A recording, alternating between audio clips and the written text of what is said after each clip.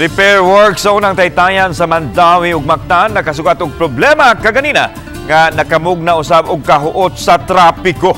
Nasibog ang parte sa steel plate nga temporaryong gitabon sa proyekto. Atong sayran sa live report ni Nico Sereno. Nico? Yeslan og ses na sorpresa ang mga motorista kaganihang buntag sa bugat kaayo nga dagan sa trapiko pasud og pagawas sa Lapu-Lapu City.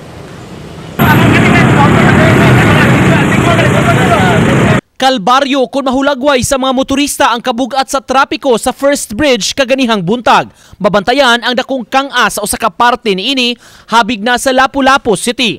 Naglisod ang mga sakyanan paglahos nga mikabig pa sa daplin aron makaagi. Nagpadala ra hinuon og personnel ang contractor nga mo'y daling mitrabaho. Sila ang misiguro nga matabunan og steel plate ang maong parte sa taytayan nga mikang-a. Kay peak hours o pasud sa trabaho ug eskwela ni adtong orasa, ubay-ubay ang naapektuhan.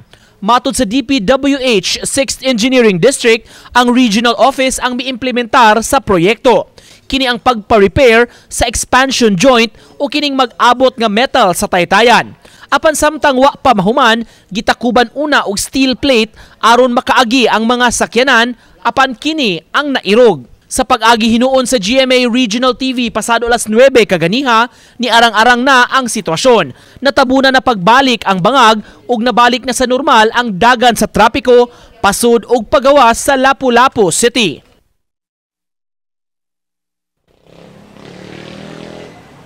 Padayon pa nato karon nga gikuhaan sa ilang habig ang taga DPWH Regional Office kabahin ning maong proyekto sa detalye sab niini kung kanus asab matapos ang pag-ayo nini mga expansion joints apan sa pagkakaroon na alan wala pa motubag sa atong komunikasyon sa ilang information office. Alan? Okay, daghang salamat Nico Sereno.